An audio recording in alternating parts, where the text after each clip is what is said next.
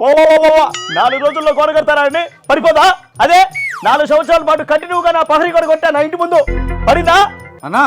ప్రజల సొమ్ము నొక్కేసి కోట్ల రూపాయలతో ప్రహరీ గోడ కొడితే పడిపోదన్నా. మన పార్టీ పడిపోయిందన్నా 11కి. ఆలేమంటే ఏంటి?